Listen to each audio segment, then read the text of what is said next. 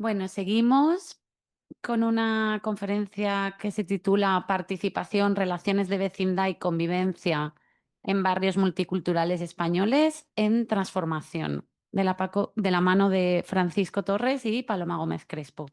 Francisco Torres es titular de Sociología en el Departamento de Sociología y Antropología Social de aquí de la casa. Sus principales campos de investigación son la sociología de las migraciones y la sociología urbana, y sus líneas giran alrededor de la inserción urbana de las personas migrantes, las relaciones interétnicas o las políticas públicas locales. Y como ya se ha dicho antes, es el coordinador del proyecto I+D Participa Barrio, que nos convoca hoy. Y Paloma Gómez Crespo es doctora en Antropología Social, es profesora y directora del Departamento de Antropología Social y Pensamiento Filosófico Español de la Universidad Autónoma de Madrid.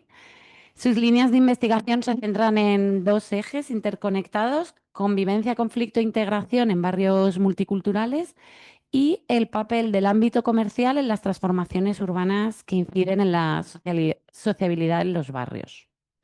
Cuando queráis, os paso la palabra. Muchas gracias. Ahora sí. Buenos días de nuevo. Nosotros lo que vamos a hacer es presentar ya un avance bastante avanzado de los resultados del proyecto de investigación a los que ya me he referido antes en la presentación del Congreso. Esta investigación que venimos desarrollando desde septiembre de 2022 en las universidades de La Laguna, de Zaragoza, la Complutense, la Autónoma de Madrid y, por supuesto, en la Universidad de Valencia. A lo largo del Congreso va a haber otras ponencias y otras comunicaciones que van a abordar también estos resultados.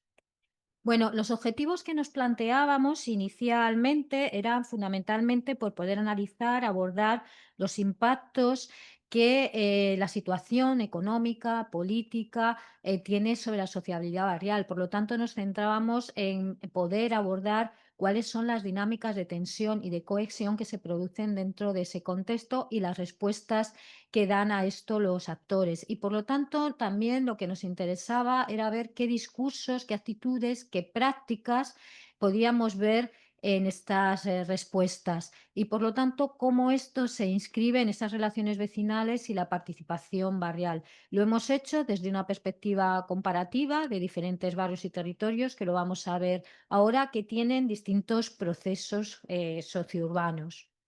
Bueno, los territorios los tenéis ahí recogidos en el mapa y fundamentalmente nosotros en lo que nos estamos centrando es en barrios multiculturales, entendiendo estos barrios como esos barrios que han sido objeto de procesos de inserción de población inmigrante de origen extranjero, es decir, de procesos de diversificación sociocultural. Y por lo tanto, lo que también nos ha interesado es ver cuáles puedan ser las especificidades que se puedan dar con respecto a esta cuestión de las relaciones vecinales y la participación en este tipo de barrios. Muchas veces incluso podemos hablar de barrios súper diversos y que, como decía, se enfrentan a distintos procesos de transformación.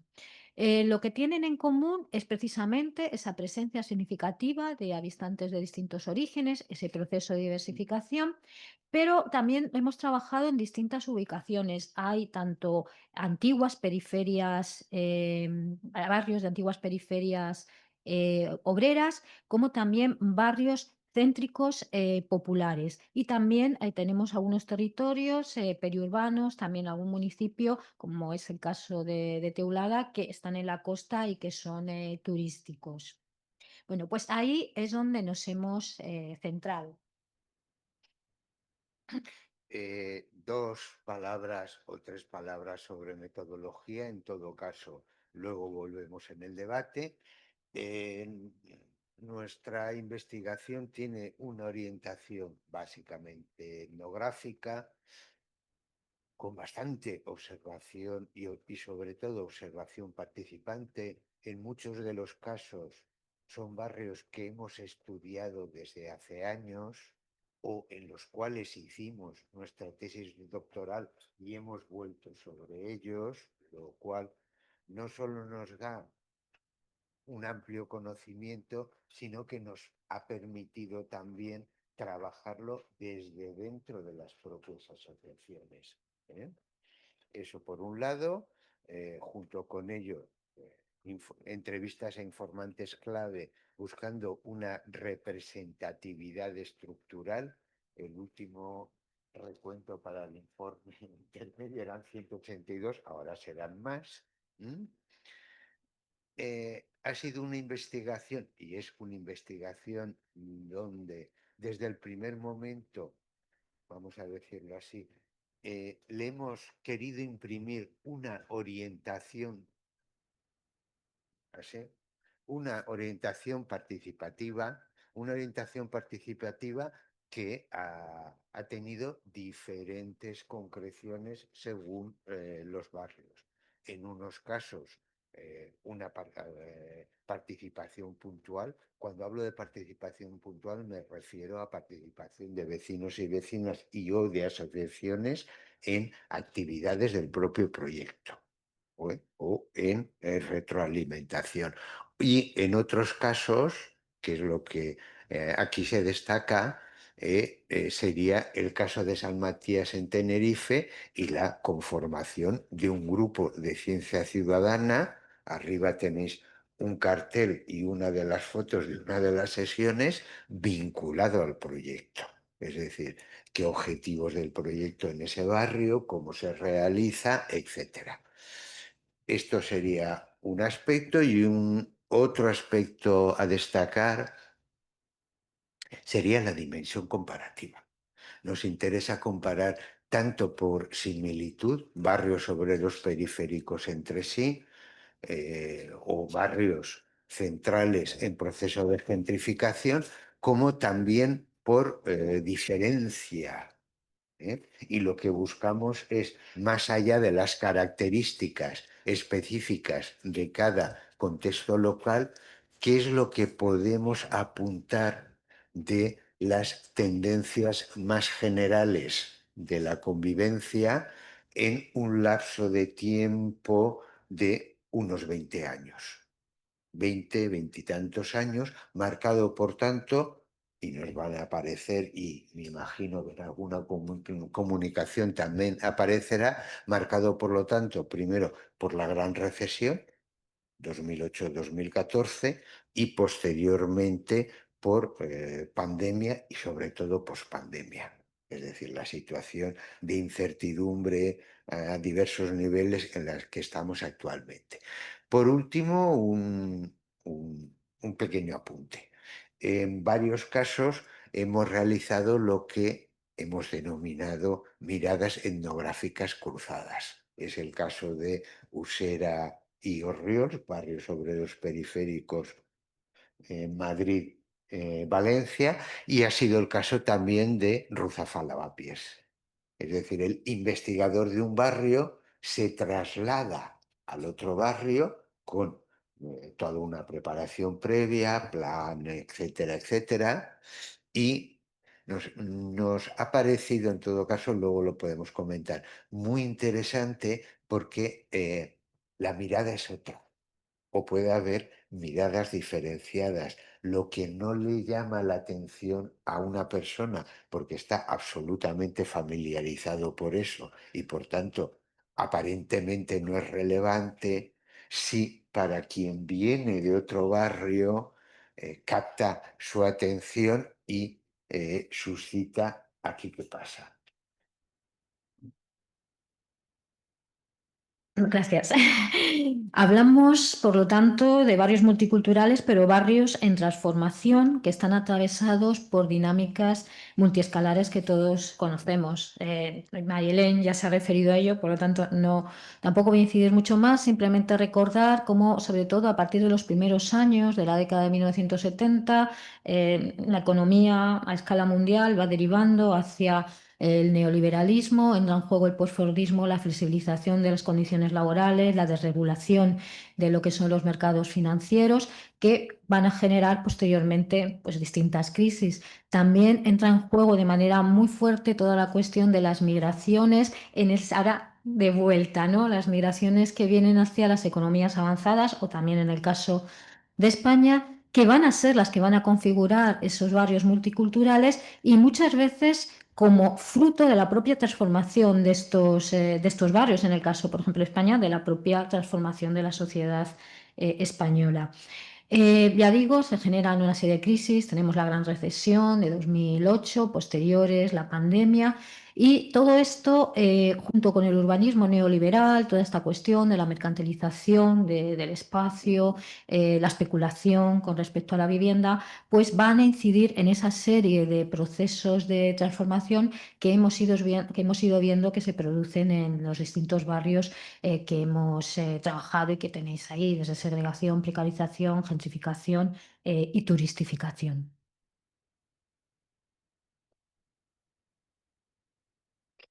Continuando con, continuando con el marco de análisis de forma también muy breve. No voy a entrar aquí a, en principio partíamos de la caracterización de Granollers sobre relaciones vecinales fuertes y débiles, y con una búsqueda de este tipo de caracterizaciones en lo que serían las relaciones barriales no necesaria, no de forma exclusiva con inmigrantes, con grupos precarizados diversos, etcétera. En cualquiera de los casos, en nuestro proyecto distinguimos entre relaciones vecinales débiles, que suelen caracterizarse como banales, sin importancia, son superficiales, puntuales, diversificadas, pero que al mismo tiempo, en la medida en que forman parte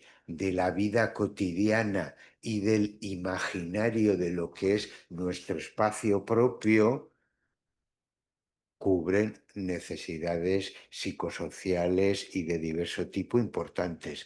Nos sentimos confortables en nuestro barrio, estamos en un espacio propio donde somos reconocidos como tales, vecinos y vecinas legítimas, y entendemos también que cuando estas relaciones vecinales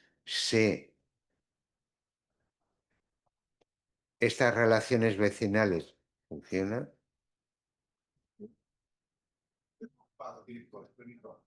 Sí, más cerca.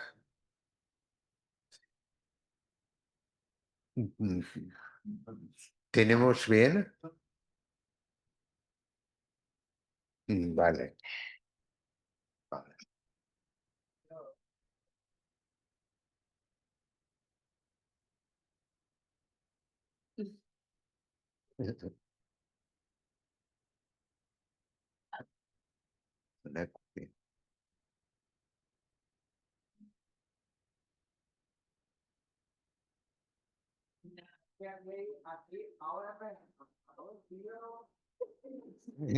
Sí, sí, sí. ¿Ves?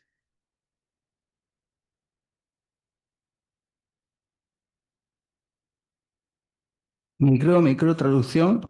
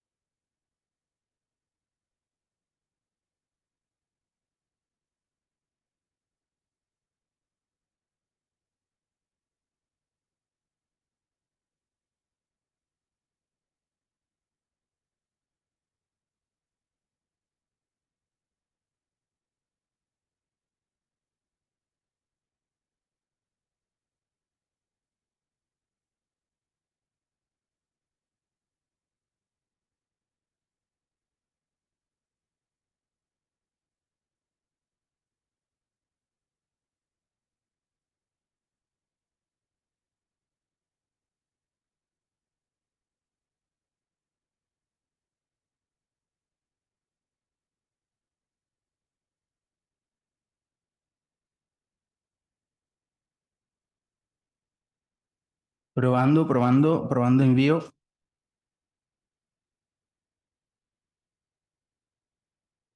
Probando envío.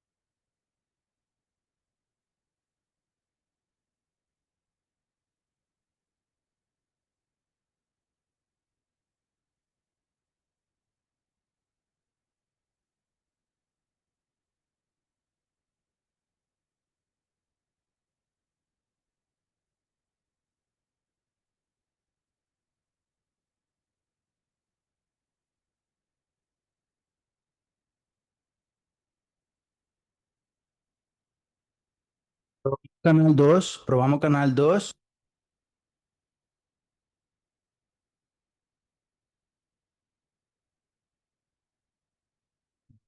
Probamos canal 2.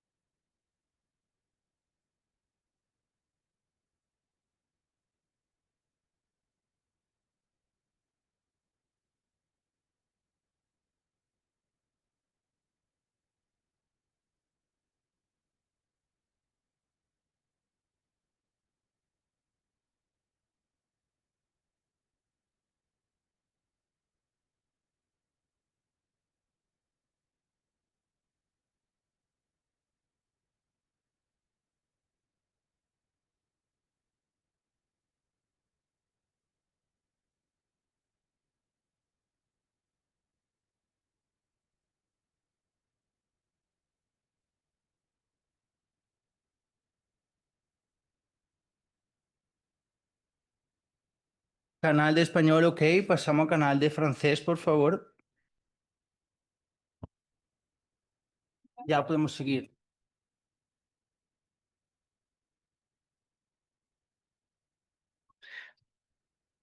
Bien. Fíjatelo bien. Sí, no, está. Bueno, ¿vale? Ok. Muy bien. Vamos a ver. A nosotros lo que nos interesaba era, por un lado, distinguir entre relaciones vecinales débiles, que, insisto, normalmente se caracterizan como banales y sin importancia, pero desde el punto de vista, digámoslo así, del confort de vida cotidiana y del intercambio de pequeñas informaciones, favores, etcétera, que evocaba antes Yaniv, son relevantes y son muy relevantes, y al mismo tiempo lo que podemos caracterizar como relaciones vecinales fuertes, en el sentido de que son relaciones durables en el tiempo, con mayor intensidad de interrelación, con mayor relevancia psicosocial, que supone muchas veces solidaridad, apoyo mutuo, y que para todos y todas tienen un carácter significativo.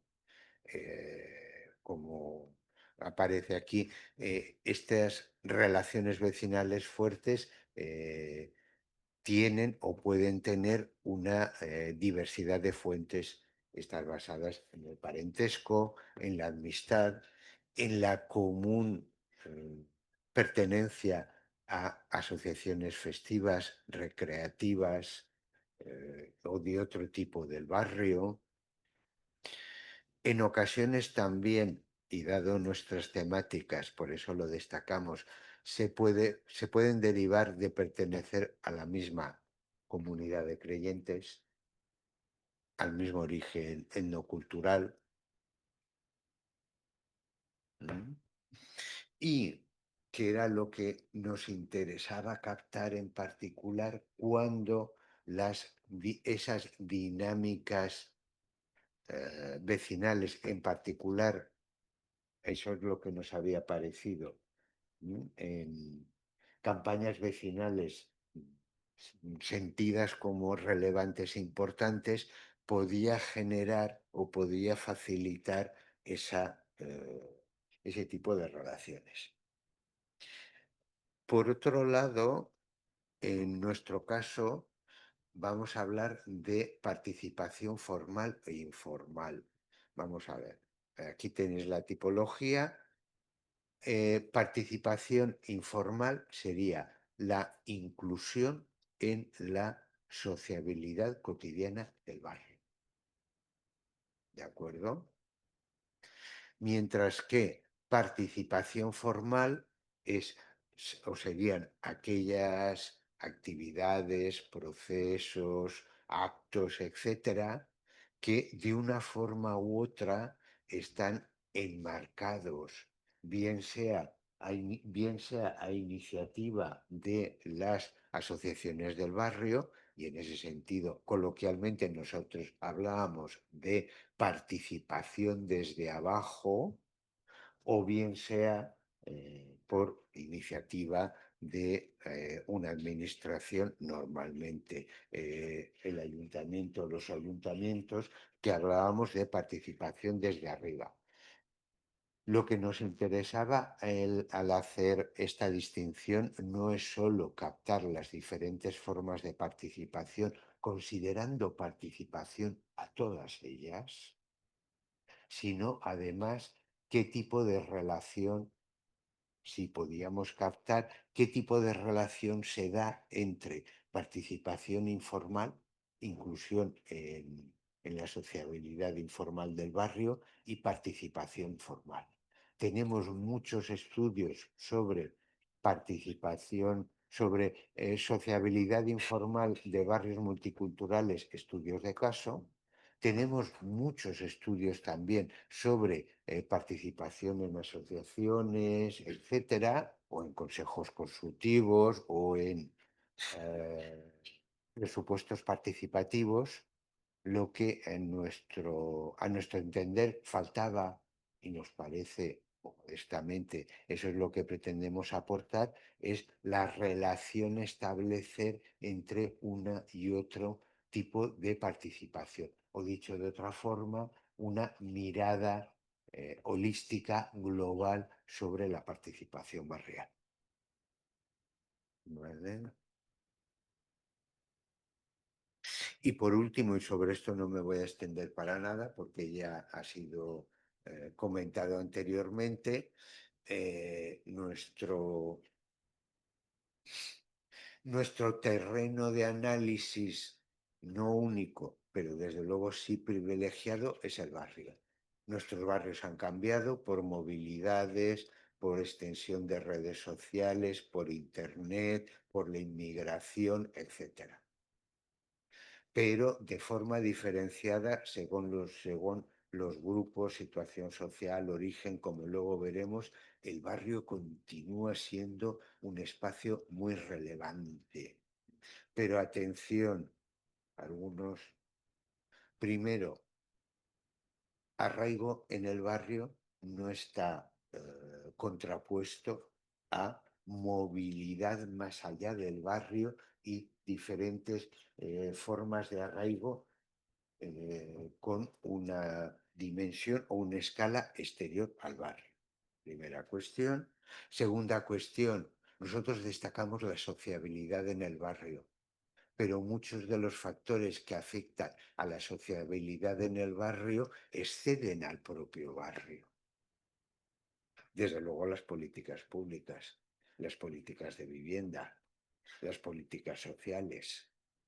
Únicamente quiero recordar el impacto que tuvo en nuestros barrios, por un lado la gran recesión y por otro lado la pandemia y pospandemia, en particular desde el punto de vista de las diferentes políticas con las cuales se abordaron.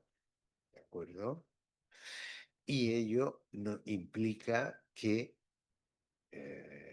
tengamos la necesidad de realizar lo que podemos denominar un análisis multinivel.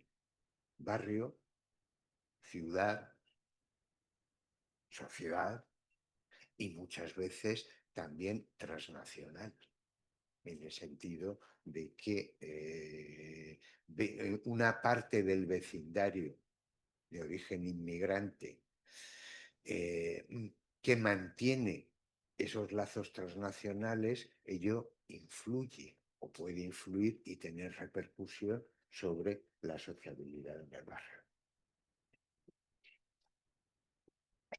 Bueno, esta cuestión de la sociabilidad, la atención, la preocupación, el interés que suscita en los barrios, suele expresarse con algo, una expresión que nos han repetido una y otra vez, que es la idea de hacer barrio. Y en ese sentido, la preocupación de lo que implican las transformaciones que experimentan estos barrios. A veces se ve como una amenaza esos cambios, esas transformaciones muchas veces indeseadas. Y es una de las cuestiones precisamente que nos ha interesado abordar y cómo se conjugan relaciones vecinales y participación y cómo las transformaciones afectan a esto. Bueno, en líneas generales, los barrios que hemos abordado son esos barrios centrales, barrios populares centrales y esas antiguas periferias obreras que han seguido en parte trayectorias con puntos en común y en parte diferentes. Si nos centramos un momento en lo que son los barrios centrales populares en los que venimos trabajando, se caracterizan por sobre todo ya desde la década de los 60 a los 70, hay procesos de envejecimiento, de deterioro de los edificios, porque también hay unas políticas que no son precisamente conservacionistas, sino más bien van dirigidas a la idea de renovar por demoler. ¿Vale? Y también cuando llegamos a la década de los 80, todo este deterioro además se agudiza con toda la cuestión de crisis económica y la presencia de la droga. ¿Vale? Esto lo van a compartir también en la década de los 80 las antiguas periferias urbanas. Posteriormente, en los años 90, también fruto también de todo lo que es la movilización vecinal, que también ha habido en estos barrios centrales, por lo menos en algunos, empiezan algunas políticas de renovación, de rehabilitación, empiezan algunas ayudas para esto, pero sobre todo uno de los procesos característicos es la incorporación de población inmigrante, precisamente en aquellos pisos que han quedado y locales comerciales que han ido quedando vacíos por la gente que se ha ido moviendo a otros barrios con mejores condiciones habitacionales. Posteriormente, y aquí recupero algo que ha salido antes, que mencionaba Marianne, de cómo se utiliza también la cuestión de la multiculturalidad, ese atractivo, esa idea de cosmopolitismo para un atractivo del barrio, van a ser también objeto muchos de estos barrios de gentrificación y de turistificación. En el caso de los que nosotros hemos estudiado, es muy avanzada, en el caso de Rusafa, aquí en Valencia, y el caso de Lavapiés presenta, digamos, la especificidad de darse una simultaneidad de procesos. Aparte de la gentrificación y la turistificación, sigue existiendo núcleos muy importantes de vulnerabilidad. Y tiene que ver con lo que hablaba antes también de las imágenes contradictorias. En el caso de los barrios que están en las antiguas periferias obreras, son barrios que se construyen fundamentalmente a partir de la década de los 60 para dar acogida a la gente que estaba llegando en aluvión a las ciudades, es decir, inmigración interior. Va a haber muchas luchas vecinales porque los equipamientos no se correspondían a las necesidades y en los años 80-90 empieza también ese deterioro de los edificios que no se mantienen, es algo a lo que también ha aludido Marguelén en el caso francés, también proceso de envejecimiento, salida de población hacia otros lugares con mejores condiciones, también algunas mejoras, y en el siglo XXI es donde vemos que empieza a incorporarse también de manera muy voluminosa la inmigración extranjera, también en esos huecos que van dejando. Y ahí ya lo que vemos es que por una parte va a haber barrios que van a sufrir procesos de segregación, de relegación, como los que aquí indicamos, pero también hay otros donde se producen esa simultaneidad de procesos, como es en el caso del Cabañal, aquí en Valencia, donde además también se da esa gentrificación y esa turistificación. Bueno, por lo tanto, desde este hacer barrio, desde este abordar la sociabilidad barrial en los barrios multiculturales, podemos decir que en líneas generales la tendencia es hacia una cohabitación tranquila, que es también lo que muestran otros estudios. Hay distintos grados de interrelación entre la población de origen extranjero, entre las otras poblaciones, pero en general podríamos hablar de una amplia inserción de la población inmigrante, que quizás también sea una característica tanto distintiva, a lo mejor con respecto a otros lugares, como pueda ser en Francia.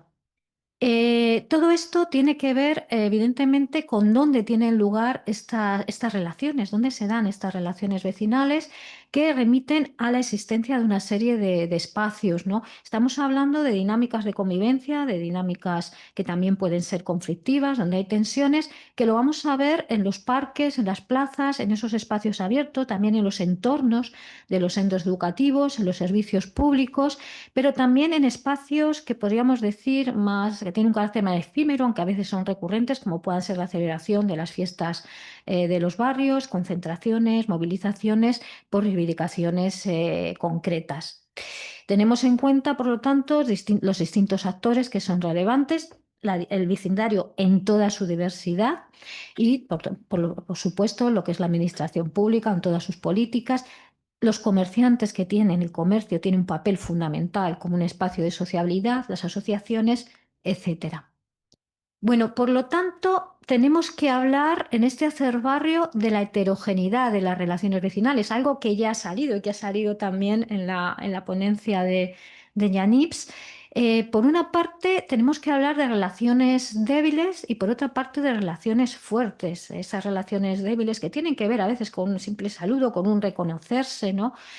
Con transitar a lo mejor por los mismos espacios, esas pequeñas interacciones, y fuertes que tienen que ver más pues, con relaciones de amistad, también vinculaciones que te permiten esa ayuda mutua. Tiene que ver con lo que decía Yanis, de cuando tú entras, a lo mejor ya visitas, ¿no? Y entras a las casas. Y esto lo vemos cruzado también con la cuestión de las relaciones que se mantienen al interior de los grupos y con gente que pertenece a otros grupos. Evidentemente esto tiene que ver mucho también con la cuestión del origen, con ese sesgo de origen, ¿no? Con la cuestión del origen etnocultural, pero no únicamente, porque precisamente una de las cuestiones que vemos, especialmente en los barrios en gentrificación, es esa instalación de grupos poblacionales que tienen otros perfiles. Y bueno, todo esto lo tenemos que ver en ese marco de los distintos ejes de diversidad que, por otra parte, interseccionan entre sí. Por ejemplo, a nosotros también nos sale como un elemento, un factor fundamental, la cuestión de la clase, ¿no? A la hora de ver quién se relaciona con quién, ¿vale? El tema del género también es fundamental. A nosotros también nos sale la relevancia de las mujeres en el mantenimiento de las relaciones vecinales, en las débiles, pero también en las fuertes. Y la cuestión de la edad. La cuestión de la edad también es muy importante. Por ejemplo, hay más facilidad hacia las relaciones sexogrupales entre los niños y los jóvenes, quizás menos en las personas mayores. Y también un otro elemento que no aparece ahí explícitamente, que es el tema del ciclo de vida, que también ha aparecido. El tema de las familias con niños también favorece todas estas cuestiones, ¿vale? Bueno, por lo tanto, ¿qué factores podríamos decir que inciden en las relaciones vecinales? Desde luego, esto también ha salido ya, la existencia de espacios y ámbitos que permitan esa interacción vecinal y esa participación, el que exista unos espacios comerciales, unos espacios abiertos, el que haya esos centros educativos, es decir, espacios donde la gente se va a encontrar y va a interaccionar de alguna manera. Pero claro, tiene que haber una continuidad en esos espacios. Cuando desaparece uno de estos espacios, realmente es casi una tragedia vecinal, pero también la continuidad de vecinos y vecinas. Uno de los problemas, que además saldrá después en la comunicación sobre la vivienda, es la movilidad, en que la gente se va, aunque muchas veces siguen manteniendo contacto, pero evidentemente esto implica un debilitamiento.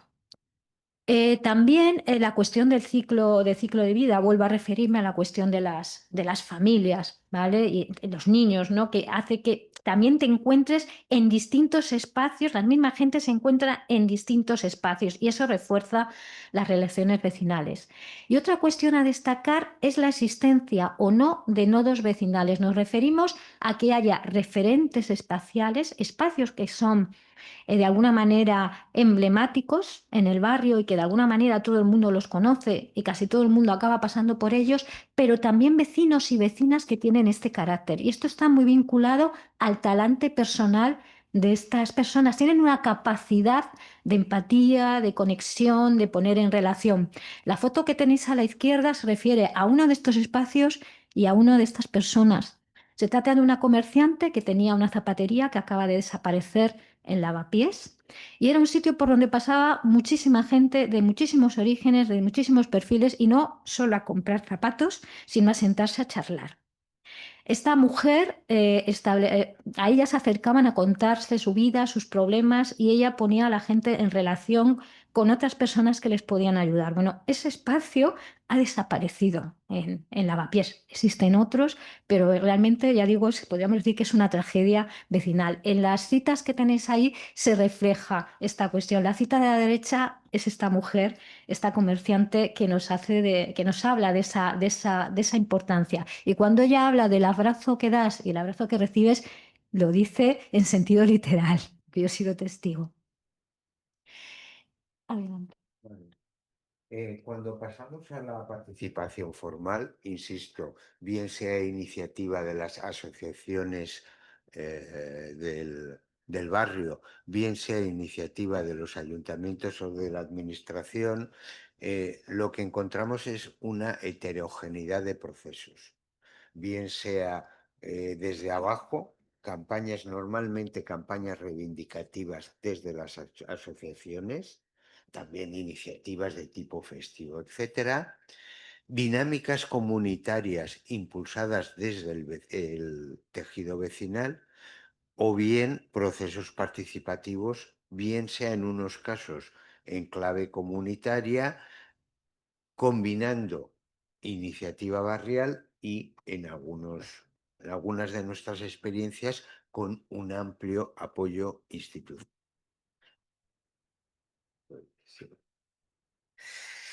¿Quién y cómo ha participado? Vamos a ver, porque nuestros territorios son diversos y esto lo que pretende es hacer una presentación general. Factores, desde luego la clase social. Desde luego la clase social. ¿Quién participa más? Y aquí tenemos una situación, unos resultados un tanto contradictorios. Podemos hablar de que profesionales y clases medias tienen un horario más flexible, más habilidades y recursos para esa participación barrial, y eso se plasma.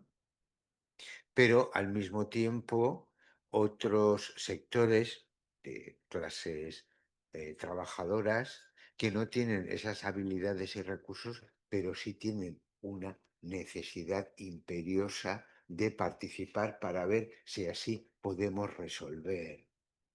¿Vale? Y en ese sentido el efecto de clase es contradictorio.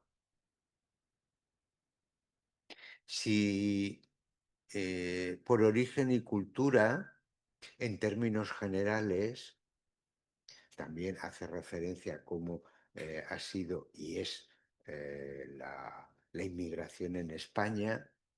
Latinos, europeos del este y otros occidentales participan más en términos generales, ¿vale? Y hay una diferencia respecto a colectivos que en nuestro caso sería el colectivo magrebí marroquí, que es el primero, depende de los años, el primer o el segundo colectivo más importante en España, que se dice, ellos no participan, no es exactamente así, participan menos y hay participaciones puntuales. Aunque vamos muy ajustados, luego vemos una cuña. Otro aspecto muy importante, ¿cuál es el proyecto residencial respecto al barrio? Y esto, por ejemplo, en los barrios en gentrificación establece una diferencia muy notable. Es una simple inversión. Se utiliza el barrio en el caso de jóvenes solteros, profesionales jóvenes solteros o parejas sin hijos. Se utiliza el barrio básicamente para dormir, o bien hay una implicación con el barrio como espacio de vida y de crianza de los menores. ¿Vale?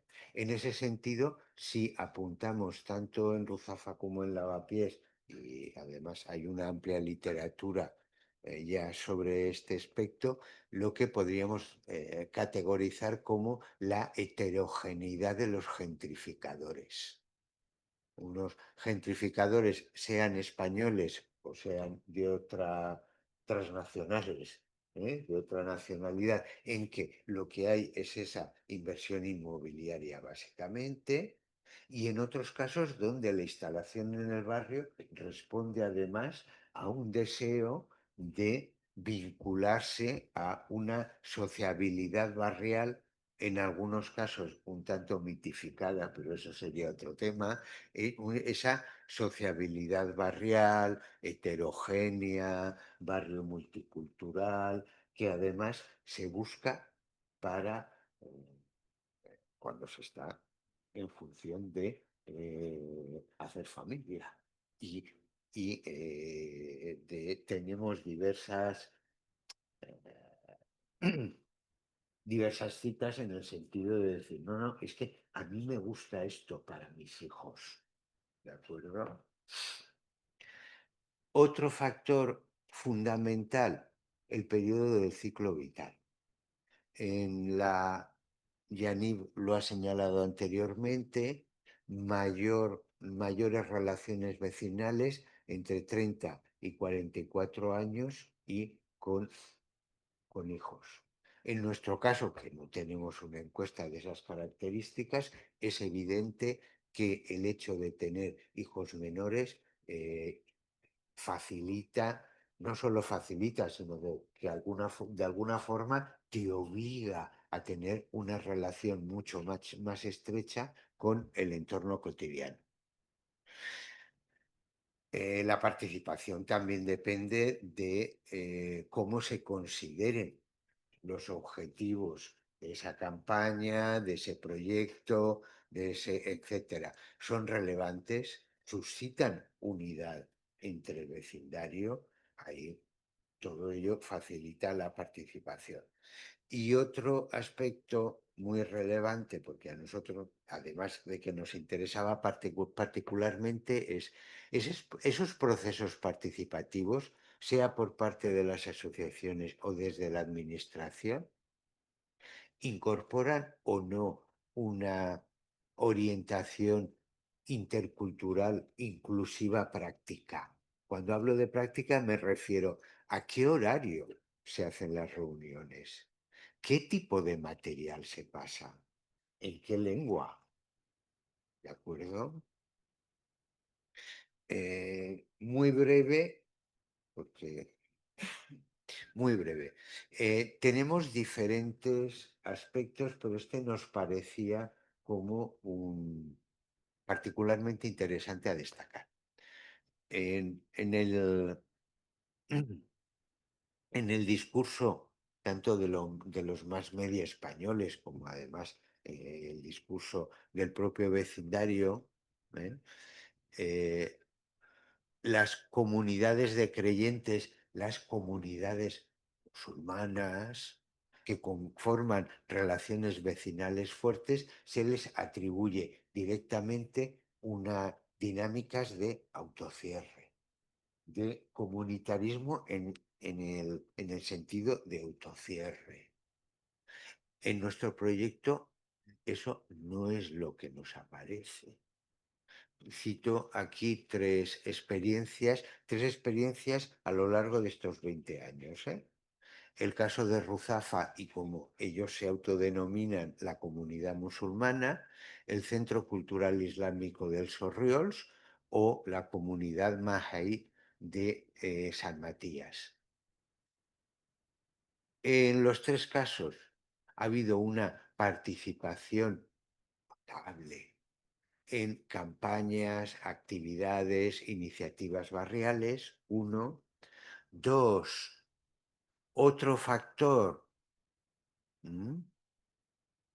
otro factor es que la propia comunidad consideraba importante participar, consideraba importante legitimarse ante el resto del vecindario, consideraba importante explicitar la condición de vecino y vecina, como muestra la cita de arriba, que es un vecino magrebí de Ruzafa. Una de las fotos es la campaña del Colegio Público Alejandra Soler, donde, como veis, está esta señora con su jab. La otra es una concentración en las puertas del Centro Cultural Islámico en el Sorriols. Pero al mismo tiempo,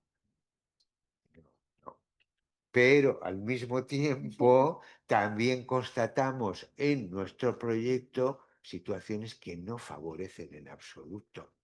Es el caso de Carcaixent, donde después de más o menos debates, la mezquita ha sido derivada al polígono industrial. Y obviamente, si tú derivas la mezquita al polígono industrial, como por otro lado ha sucedido en bastantes poblaciones y ciudades catalanas, esto el Jordi Moreras lo ha trabajado muy bien, tú no estás facilitando en absoluto esa participación. ¿Vale?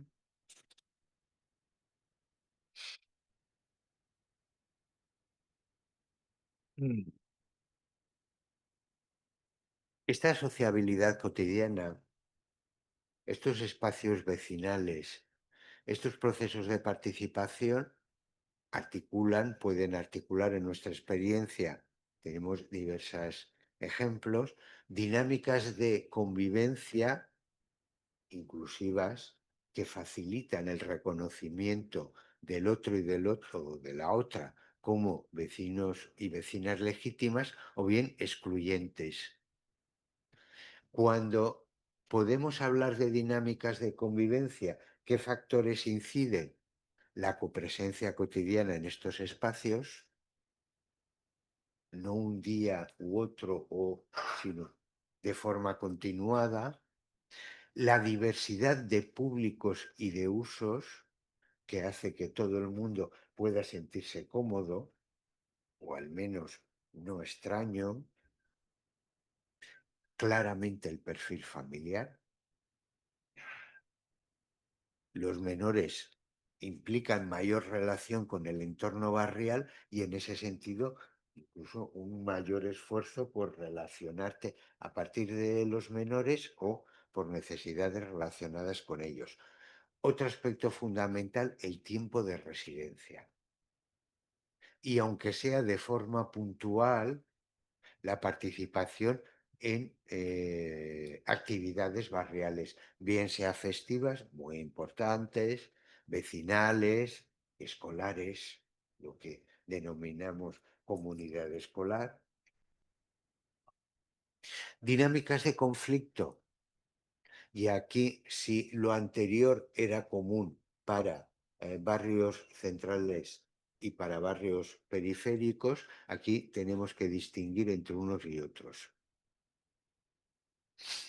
En el caso de los barrios obreros periféricos, el factor fundamental es de tipo socioeconómico. En el caso español, la problemática, en particular, la problemática de la vivienda y la precariedad socioeconómica y en ocasiones vital, psicosocial, vital, que ello genera. Eso claramente es uno de los aspectos. una de las comunicaciones lo abordará. También cuando el barrio, por diversas cuestiones, se conforma como y aparece como un espacio degradado o propio de un grupo connotado negativamente. El barrio anteriormente estoy hablando de los años 50, 60, 70, el barrio de los gitanos, el barrio de los marroquíes, ahora mismo el barrio de la inmigración extracomunitaria pobre, para ser más precisos. Y otro aspecto sería la inseguridad real o atribuida. Por tanto, estos serían esos ejes de tensión que con menos intensidad que en el pasado, pero se continúan articulando alrededor de un eje inmigrantes autóctonos. Lo que implica que de forma directa o de forma indirecta se asimila la condición de inmigrante a estos problemas. Barrios centrales en gentrificación, claramente ha habido un cambio de hace 20 años a la actualidad. En la actualidad, lo que genera los comentarios, las críticas, en ocasiones las movilizaciones puntuales, son las molestias por turistificación y ocio. Es decir, la gente que va a las terrazas, los bares, a divertirse, etcétera, etcétera, etcétera. La cuestión de la vivienda continúa siendo muy relevante, pero fundamentalmente por la expulsión de familias jóvenes, sea de origen inmigrante y autóctono. Y otra cuestión de interés en este tipo de barrios, desde luego en el caso de Ruzafa y parcialmente de Lavapiés, las tensiones vecinales, a diferencia del pasado de hace 10 años, 15 años, ya no se expresan alrededor del eje inmigrantes autóctonos. Tenemos también barrios con situaciones intermedias, donde tenemos una mezcla de estas dos bloques de problemáticas. Y por último, pero también relevante, conflictos que no hacen referencia a la situación socioeconómica u otros vecinos o vecinas del barrio, sino conflictos con la administración, con las inmobiliarias, etcétera, por equipamientos, viviendas, planes urbanísticos que pueden generar atención o bien unidad o bien división vecinal en función de múltiples factores. Bueno, pues una de las cuestiones que nosotros queríamos ver en este proyecto era precisamente relaciones vecinales y participación. Lo vamos a ver por una parte en lo que es la vida cotidiana y por otra con esos incidentes críticos, por ejemplo, vinculados a crisis. Desde el punto de vista de la vida cotidiana podemos encontrar tanto dinámicas inclusivas como excluyentes. Dinámicas inclusivas porque hay procesos participativos que al ser en torno a objetivos comunes, por ejemplo, que se construya un colegio, el que se arreglen ciertos problemas que hay en los edificios, en los entornos comunes, pues hace que se junten personas que tienen distintos perfiles. También vemos como en este tipo de iniciativas muchas veces también participa el vecindario inmigrante. Por eso hablamos también de ese efecto inclusivo y también efecto inclusivo en el imaginario que hay en el barrio, por lo menos dentro del propio barrio. Y en definitiva, pues tiene distintos efectos prácticos, pues porque se comparten experiencias, porque los vecinos se reconocen como tales y eso también les otorga legitimidad como vecinos y en última instancia repercute favorablemente en la creación y mantenimiento de relaciones vecinales. Esto es una cita que voy a pasar por ir más rápido.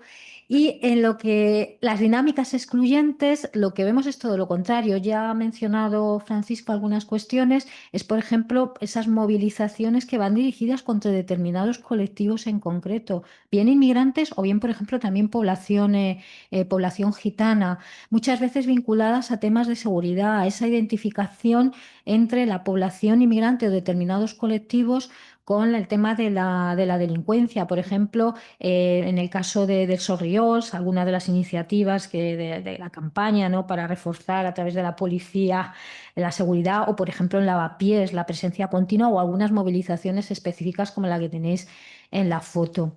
Y también esa exclusión por indiferencia, que es lo que ha dicho antes Paco, ¿no?, de cómo no se dan los medios adecuados para que se pueda facilitar esa participación de la población inmigrante. Con respecto a los incidentes críticos, pueden ser cuestiones más personales, familiares. Estamos hablando, pues, desde la crisis de 2008, la cuestión de la pandemia, del confinamiento, que ya ha salido, o, por ejemplo, recientemente en España, la cuestión del apagón, que la tenemos aquí muy, muy reciente. ¿Qué es lo que vemos ahí? Pues que por una parte hay efectos positivos.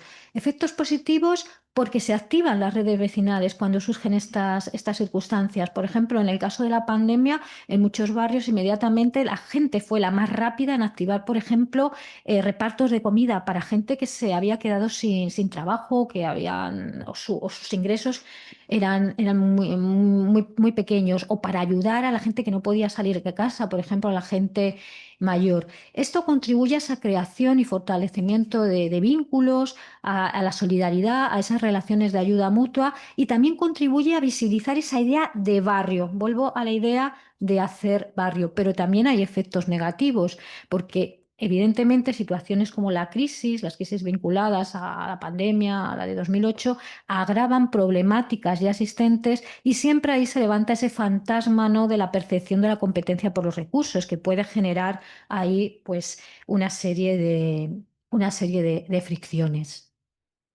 Y ya las conclusiones. Nada, muy rápido. ¿Qué podemos constatar en las ciudades y municipios en los que trabajamos? Un avance de la fragmentación y de la desigualdad urbana por clase y origen.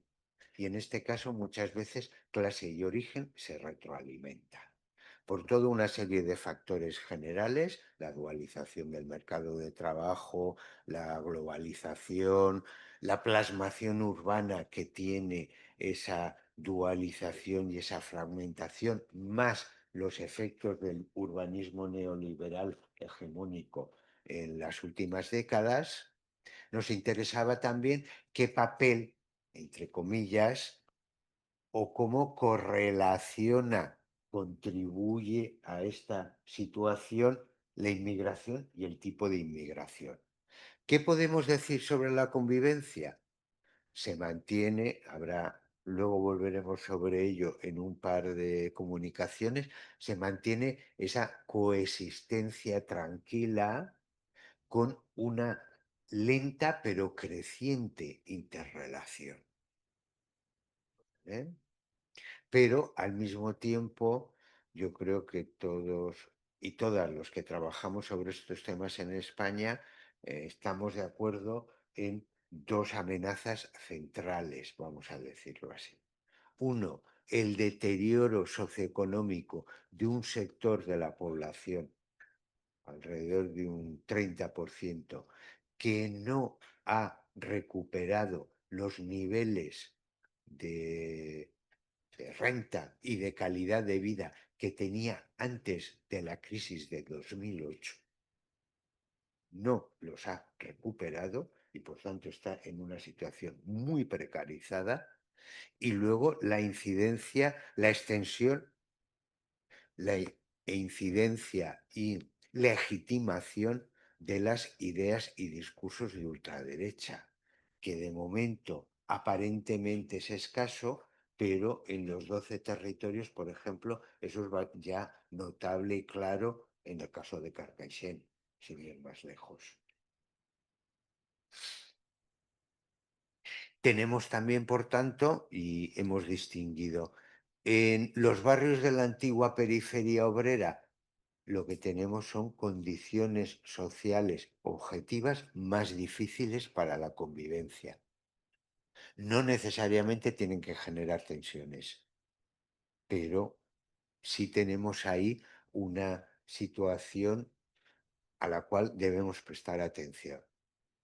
Una situación que además se suele vincular o correlacionar con la inmigración del sur global en la medida en que ha ido de la mano el proceso en las últimas décadas, el proceso de precarización y el creciente proceso de llegada de inmigrantes internacionales. En ese sentido, tenemos una cuestión,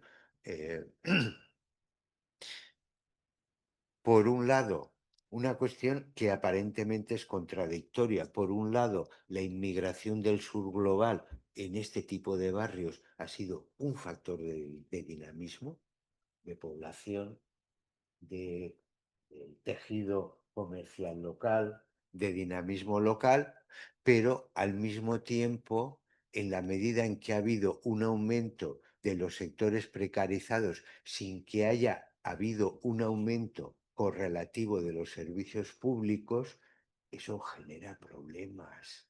Dicho de otra forma, en 20-25 años hemos pasado de 40 a 48 millones con básicamente los mismos servicios públicos. Las posturas del estado del bienestar ya no aguantan más.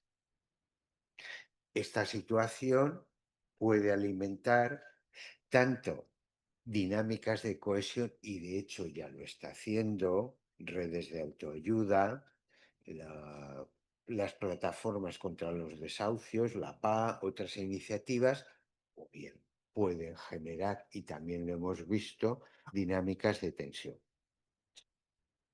En los barrios centrales en gentrificación, lo que nos encontramos es, ya desde hace 1 o 2 décadas, y va a tener una cierta continuidad, una heterogeneidad de clase, tipo de viviendas y de tipo de relación con el barrio. ¿Vale?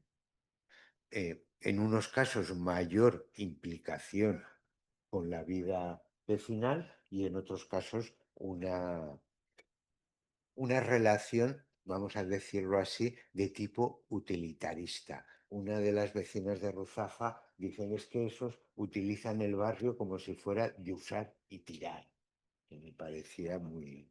¿Vale? En este sentido, aquí, y nos pareció interesante esta contraposición, la inmigración del norte global efectivamente ha tenido y tiene ese factor de dinamismo, pero al mismo tiempo es claramente un factor de gentrificación y de expulsión del vecindario más modesto. ¿De acuerdo? En el caso de los barrios obreros periféricos y en el caso de la inmigración del sur global, ahí no se da ese efecto expulsión. Más bien lo que ha habido es, han facilitado movilidad residencial ascendente para los propietarios españoles.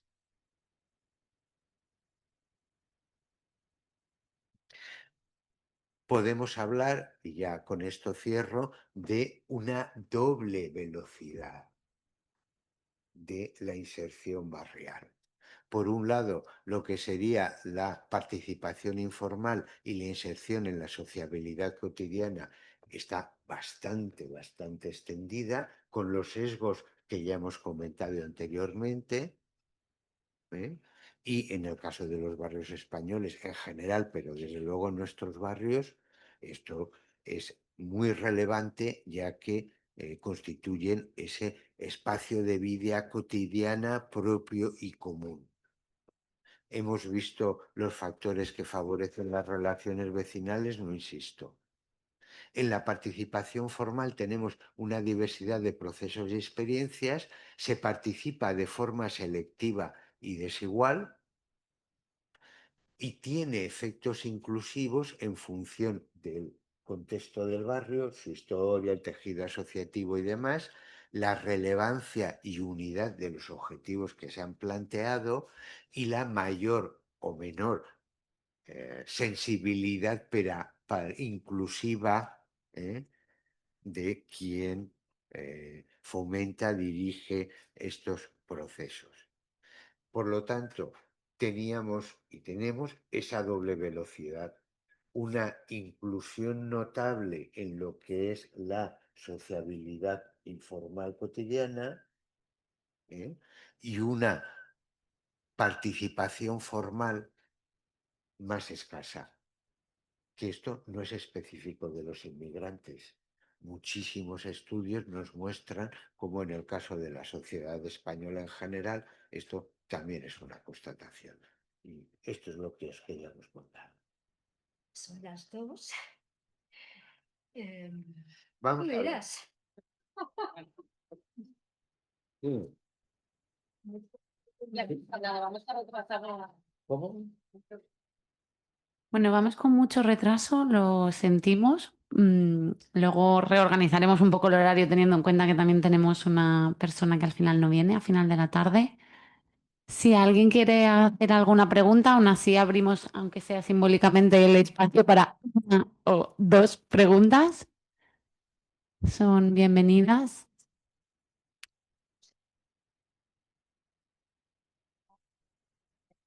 Un poquito de tiempo para no cerrar ahora tan tarde. No, vamos a hacerlas ahora y vamos a retrasar la entrada. Venga, tenemos una por aquí, por favor. Merci beaucoup pour votre présentation qui était très intéressante. Voilà, avec, je pense. C'est bon? On m'entend là? Ok. Voilà, avec je trouve des résultats assez convergents avec ce qu'on a pu trouver dans l'étude, et y compris des résultats que j'ai pas présentés, notamment sur ce qui a été évoqué sur les nœuds de voisinage, à la fois en termes d'espace et en termes de personnes, qui sont effectivement extrêmement importants, hein, et qui renvoient du côté des personnes à ce que Maxime Felder appelle les entrepreneurs de voisinage, ceux qui entretiennent le voisinage. Moi, ma question, elle porte plus finalement sur des choses qui sont arrivées un peu sur la fin. Alors peut-être que j'ai pas été assez attentif, mais moi j'aimerais, est-ce que vous pouvez revenir sur la manière dont se conjuguent les relations de voisinage et la participation? Et en particulier, comment les différents régimes finalement des relations de voisinage, faibles et forts, se combinent avec les différents régimes de la participation, formelle et informelle. Est-ce qu'il y a des formes d'articulation que vous avez pu mettre en avant, voilà, qui concernent certaines populations et d'autres, voilà, dans les deux sens, hein, puisqu'on sait aussi, par exemple, j'arrêterai ici, il y a des gens qui participent dans une pratique de sociabilité locale. Le fait ils s'engagent dans des associations, c'est pas forcément sur des causes voilà, qu'ils veulent mettre en avant, c'est de se construire localement des relations. Voilà. Donc comment la relation de voisinage, participation s'articule? Est-ce qu'il y a des logiques fortes?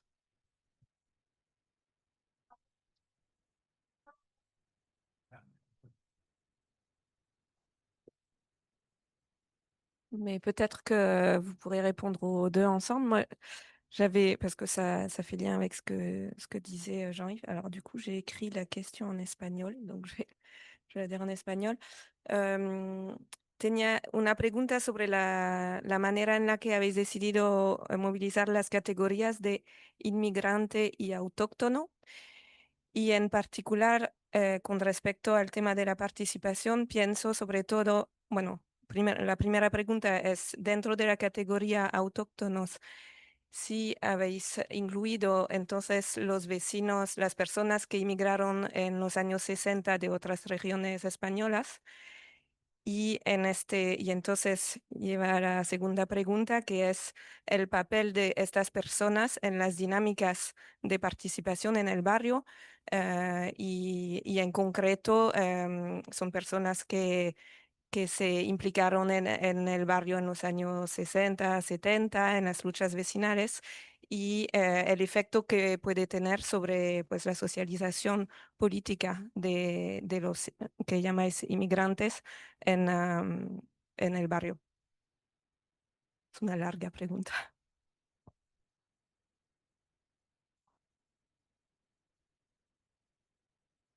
Bon, moi, c'est une question qui va un peu à la suite des deux précédentes.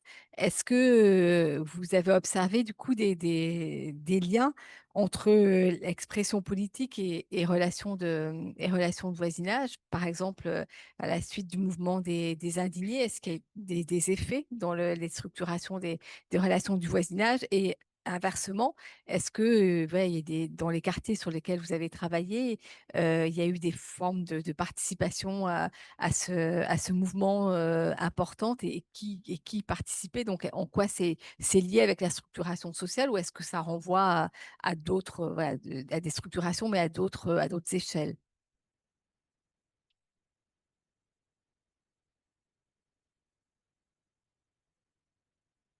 Bueno, respondo yo a la primera pregunta, la cuestión de la articulación entre relaciones vecinales y participación. Bueno, una de las cuestiones que vemos es que la misma participación en determinadas actividades, en las asociaciones, en organizaciones, en eventos y movilizaciones, muchas veces viene a través de las propias relaciones vecinales, de cómo por ejemplo, los lazos débiles, ese conocerse, sirven para difundir esto y que la gente se sume y por lo tanto refuerzan esa participación, pero al mismo tiempo esa participación está en determinados eventos, en determinadas actividades que organizan asociaciones, organizaciones, también implica un espacio de encuentro entre gente que antes a lo mejor no se conocía y que son vecinos y por lo tanto eso también contribuye para generar esas relaciones vecinales. Otra cuestión, y vuelvo por un momento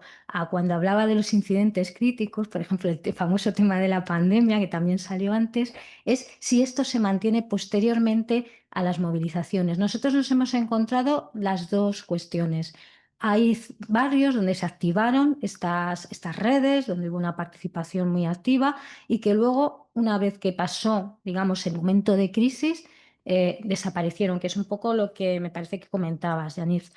Pero también nos hemos encontrado todo lo contrario, lugares donde ha servido para reactivar la asociación vecinal. Es, por ejemplo, el caso de Caño Roto que yo trabajo. A partir de por ejemplo, la constitución de un reparto de comida, ahí llegó gente que no se conocía entre sí, que eran vecinos del barrio, y a partir de ahí se renovó la junta directiva de la asociación y ahora mismo están en un momento de gran ebullición en la asociación, también con algunos problemas, pero ahí, y ha sido a partir de esto, con lo cual se pueden dar las dos cuestiones. Entonces ahí es donde vemos esa articulación. No sé si respondo. Alice, tú nos preguntabas por las categorizaciones y por la inmigración interna española. Vamos a ver, tenemos siempre, y yo creo que todos los que estamos en la sala, dificultades a la hora de categorizar y sobre todo de denominar a determinadas categorías. En nuestro caso, yo he hablado o hablamos de autóctonos para hacer referencia a la gente, en principio, de origen español instalada en ese barrio, sea en el caso de los barrios obreros periféricos, sea de la migración interna de los años 50, 60, 70, ¿eh? O bien porque ya vivía en el barrio. Es verdad que en los años 60, 70, incluso los 80, en determinadas ciudades o en determinadas comunidades autónomas, esas personas estaban vistas como los de fuera. Pasaron 20 años, 30 años, ha habido un proceso de inserción y han llegado otros grupos con los cuales, por lo menos al inicio, la distancia era mayor, ¿de acuerdo? Y entonces esa antigua división ya dejó de ser entiendo, significativa. A partir de los años 90, ya 90, primeros del 2000, ya dejó de ser significativa. He hablado de inmigrantes, cabría decir, para ser más rigurosos, de origen inmigrante, y de origen inmigrante, y este es otro debate, hacemos referencia tanto a los inmigrantes del sur global como a los inmigrantes del norte global. Unos y otros, desde el punto de vista de las ciencias sociales, son inmigrantes en España, son migrantes internacionales. Primera cuestión. Según, esta sería una razón, si quieres, más de tipo sociológico. ¿eh? Y yo apuntaría también otra razón, vamos a decirle así, sociopolítica, que desde el punto de vista del debate actual o de los debates actuales en España me parece significativa. Reservar, como en ocasiones vemos y leemos, reservar el término inmigrante a los provenientes o a los españoles de origen de la inmigración del sur global, parece que inmigrantes son inmigrantes pobres y de clases trabajadoras, y aquellos que en rigor desde el punto de vista de ciencias sociales son inmigrantes en España, pero de clase media y gentrificadores, entonces parece que esa etiqueta no va con ellos. Pero insisto, esto es más un debate de tipo social, es decir, cómo intervenimos y cómo categorizamos pensando en las repercusiones sobre el debate público. Y una tercera cuestión era la cuestión de la politización.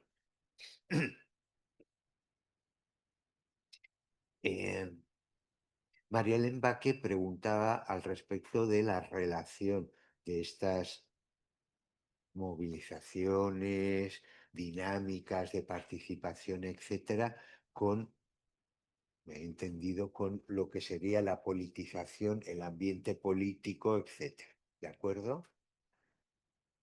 Claro, primero, yo creo que ha influido. Segundo, creo que ha influido y claramente, por ejemplo, ahí ha tenido, en mi opinión, mucha importancia lo que fue el surgimiento del movimiento 15M en España y toda una serie de ideas fuerza que contribuyó a popularizar, por ejemplo, la autoorganización, mayor horizontalidad, la preocupación por la ciudadanía de a pie, la preocupación por el común, es decir, por las cuestiones comunes que todos tenemos, etcétera. Yo creo que eso facilitó